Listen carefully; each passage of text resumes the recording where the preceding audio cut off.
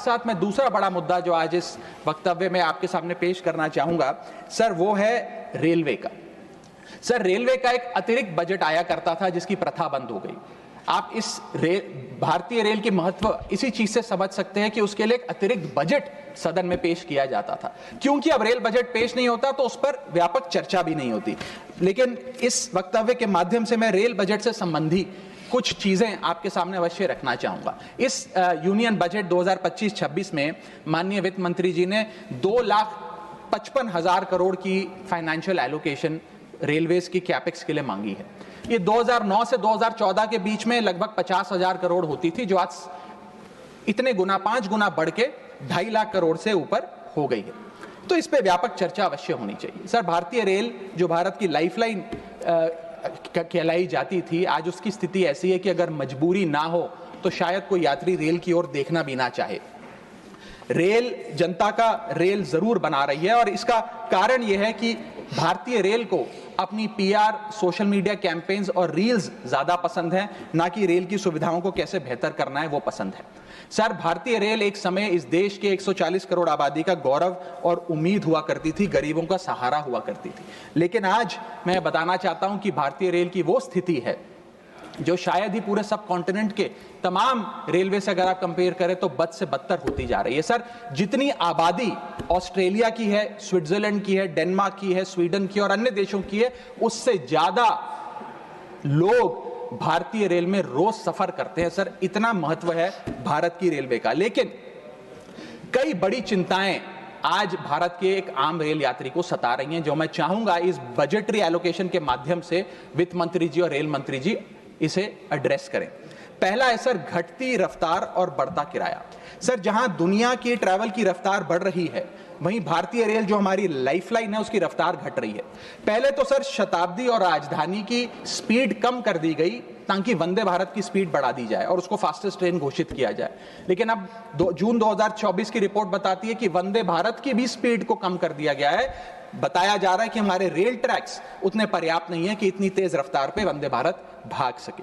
Sir, आज हम विश्व गुरु बनने तो अवश्य चले हैं, लेकिन यह बात जाननी भी जरूरी है कि चीन और जापान की सबसे स्लोएस्ट रफ्तार पे चलने वाली ट्रेन भारत की सबसे फास्टेस्ट रफ्तार पे चलने वाली ट्रेन से कहीं ज्यादा तेज दौड़ती है सर।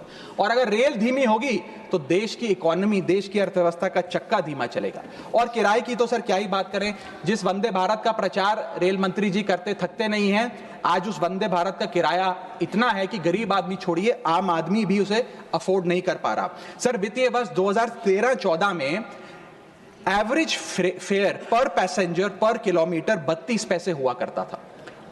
2021-22 वित्तीय वर्ष में ये 107% बढ़ के 66 पैसा हो गया है। सर, इतने रेल के किराए में इजाफा देखा गया है।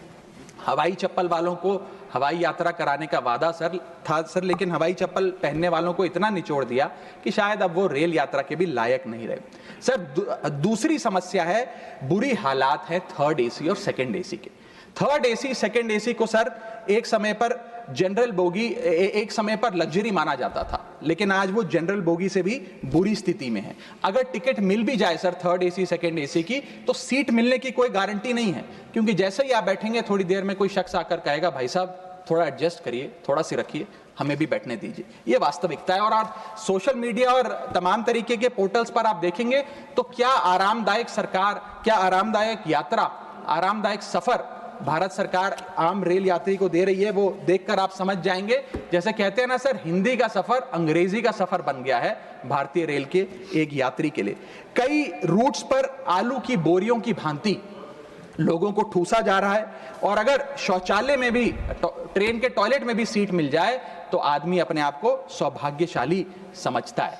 सर, जहां भेड़ बकरियों की तरह भोले भाले लोगों को ट्रेन में ठूसा जा रहा है, पूरी टिकट लेकर सुविधा के नाम पे सिर्फ धक्का दिया जा रहा है, और सर हमारे देश के भोले भाले आम आदमी इसको अपनी किस्मत समझकर स्वीकार कर लेते हैं। सर, मैं तीसरी बड़ी रेल समस्या जो कि है मिसमैनेजमेंट, अव्यवस्था, उस पर आपका ध्यान आकर्षित करना चाहूंगा। सर, पहले तो रेल की टिकट मिलती नहीं, अगर मिल भी जाए आपने अगर 2, 2.5, 3 महीने पहले टिकट बुक कराई हो, टिकट कंफर्म हो जाए तो सीट मिलने की कोई गारंटी नहीं। और सर आप अपना अनुभव देखिए, जब आप सबसे पहले प्लेटफॉर्म पर पहुंचते हैं अपनी ट्रेन में चढ़ने के लिए, तो आपको चारों तरफ सिर्फ गंदगी ही गंदगी नजर आती है। अगर बुजुर्गों के साथ या घर परिवार की महिलाओं के साथ आप ट्रैवल कर रहे हैं तो एक क्लीन वॉशरूम तक आपको मुहैया नहीं कराया जाता। और हालात यह है कि लोग मजबूर हैं प्लेटफॉर्म पर अखबार बिछाकर सोने के लिए, और वेटिंग एरिया के नाम पर तो सर सिर्फ एक नेम प्लेट, एक बोर्ड लगा नजर आता है और कुछ नहीं नजर आता। तो सर ट्रेन पे चढ़ने से लेकर ट्रेन पे उतरने तक की एक बड़ी लंबी फहरिस्त है अव्यवस्था की। यहां तक कि सर आज जब इस ठंड के मौसम में एक यात्री एक लंबा सफर तय करता है ट्रेन में और सोचता है कि थोड़ा आराम कर लूं, कंबल चादर खोल के ओढ़ने का प्रयास करता है, तो उस कंबल चादर से इतनी बदबू आती है, इतनी दुर्गंध आती है, और उसके जवाब में रेल मंत्री और रेल मंत्रालय बताता है कि हम महीने में 1 बार कंबल धोते हैं। महीने में 1 बार कंबल धोएंगे तो सर सुगंध आएगी कि दुर्गंध आएगी, मैं चाहूंगा कि सरकार इसका फैसला ले। हाइजीन रिलेटेड कंप्लेंट्स में पिछले 2 वित्तीय वर्षों में 500% का इजाफा हुआ है। ये दिखाता है कि हाइजीन स्टैंडर्ड्स को कितना कॉम्प्रोमाइज करती जा रही है हमारे देश की रेल। और सर अगर प्लेटफॉर्म पे भूख लग जाए तो आपको पानी वाली चाय, गंदे तेल में तले समोसे और छोले भटूरे अवश्य मिल जाएंगे। और इसी के साथ साथ अगर आपने IRCTC का खाना बुक किया हो और रेल विभाग आपको खाना दे, तो जब वेज थाली आप मंगाएंगे तो उसमें आपको कॉम्प्लीमेंट्री मच्छर, कॉकरोच और कीड़े मकोड़े भी नसीब हो सकते हैं। जब आप वेज थाली ऑर्डर करेंगे और ये आपको नसीब नहीं होंगे तो सूखी रोटी, कच्चे चावल और पानी जैसी दाल तो अवश्य मिलेगी। सर महाकुंभ को लेकर कई आयोजन बड़े बड़े किए गए और कहा गया कि भारतीय रेल बड़ी सक्रिय होकर महाकुंभ का आयोजन कर रही है। मैं बताना चाहूंगा कि प्रयागराज का रेलवे स्टेशन और आसपास के कई रेलवे स्टेशन को बंद करना पड़ा क्योंकि सरकार क्राउड मैनेजमेंट नहीं कर पाई। और कहां पर ये स्पेशल ट्रेन चल रही है महाकुंभ के लिए, मैं पूछना चाहूंगा कोई व्यक्ति है जिसके पास एक स्पेशल ट्रेन की कंफर्म टिकट है सर?